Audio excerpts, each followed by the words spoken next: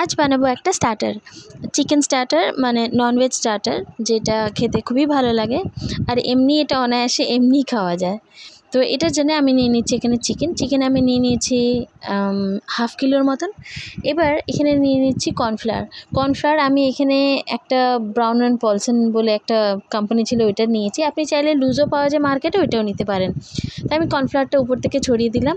Cornflour দেওয়ার আগে না চিকেনের থেকে জলটা একদম ধুয়ে ভালো করে ঝরিয়ে নেবেন, যাতে কর্নফ্লাওয়ার দেওয়ার পরে সঙ্গে সঙ্গে পুরোপুরি ভিজা ভিজা না হয়ে যায়। কর্নফ্লাওয়ারটা দিয়ে দিয়েছি। এবার এর মধ্যে দিয়ে দিয়েছি গোলমরিচ গুঁড়ো। গোলমরিচের গুঁড়োটা আন্দাজ মতনই দেবেন, কারণ গোলমরিচ গুঁড়ো দিলে একটু ঝাল হবে। খুব যদি বাচ্চারা খায় তাহলে কিন্তু গোলমরিচ গুঁড়োটা একটু কম দেবেন। সাধারণত গোলমরিচ গুঁড়োটা দিলে খুব টেস্টি হয়। এতে দিয়ে দিলাম এবার স্বাদ মতো নুন। এবার সবগুলো উপকরণগুলো একসঙ্গে খুব ভালোভাবে মেখে নেব, যাতে চিকেনের উপর এই উপকরণগুলো ভালো করে কোট হয়ে যায়। বাইরে যখন আমরা কোনো চিকেন ফ্রাই কিংবা চিকেন ললিপপ যাই হোক খেলে উপরের যে কোটিংটা থাকে খুব মোটা থাকে, ওটা খেতে ভালো লাগে না। যখনই খাই খালি কোটিংটাই চলে আসে আর চিকেনটা পাওয়াই যায় না। তো আমি আজকে খুব পাতলা কোটিং রাখলাম, খুব একটা বেশি কোটিং দিলাম না, হালকা কোটিং, যাতে ফ্লেভারটা আমি চিকেনটা বেশি করে পাই। তো চিকেনটা মাখা হয়ে গেছে। এবার আমি এটাকে রেখে দেবো আধ ঘন্টা মতন, যাতে এটা খুব ভালোভাবে ম্যারিনেট হয়ে যায়।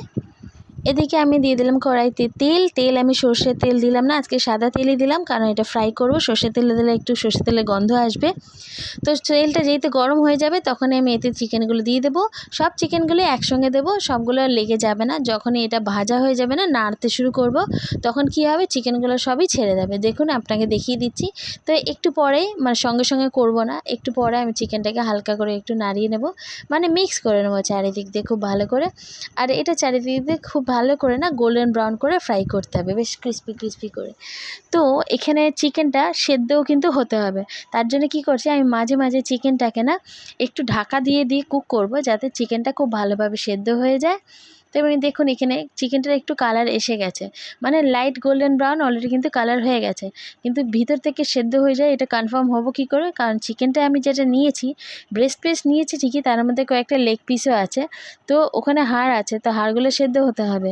তো সেই জন্য আমি মাঝে মাঝে কী করছি, এটাকে ঢাকা দিয়ে দিচ্ছি, ঢাকা দিয়ে কুক করছি, যাতে চিকেনটা খুব ভালোভাবে সেদ্ধ হয়ে যায়। তো প্রথমবার আমি এটাকে ঢাকা দিচ্ছি এখন 5 মিনিটের জন্য। 5 মিনিট মতন হয়ে গেছে। এবার এটাকে ভালো করে নাড়াচাড়া করে নেব, যাতে যেই চিকেনগুলো নিচের দিকে আছে ওগুলো তো সেদ্ধ হয়ে গেছে, যেগুলো উপর দিকে আছে সেগুলো সেদ্ধ হয়নি। তো আমি কি করছি, আবারও এটাকে ভালো করে নাড়াচাড়া করে নিচ্ছি। করে নেওয়ার পরে আবার আমি এটাকে ঢেকে কভার করে কুক করব 4 থেকে 5 মিনিটের মতন, যাতে চিকেনটা চারিদিক দিয়ে খুব ভালোভাবে সেদ্ধ হয়ে যায়। 5 মিনিট মতন হয়ে গেছে। আমি চিকেনটা এবার খুলে দেখছি, দেখুন কালার অলরেডি এসে গেছে। এর থেকে বেশি কালার করব না, নাহলে কী হবে খুব শক্ত হয়ে যাবে। তো চিকেন ফ্রাই আমি একটা তুলে দেখে নিচ্ছি, চিকেনটা সেদ্ধ হয়ে গেছে। তো এইবার চিকেনগুলোকে আমি তুলে নিচ্ছি। তো এই যে তেলটা এখন আমার আর প্রয়োজন নেই, তো তেলটাকে আমি খালি করে নিচ্ছি। আর এই সেম কড়াইতেই রান্না হবে। তো তেলটা আমি সরিয়ে নিয়েছি। এই কড়াইতে আমি এবার ভাজা চিকেনগুলো সবগুলো এর মধ্যে দিয়ে দিলাম।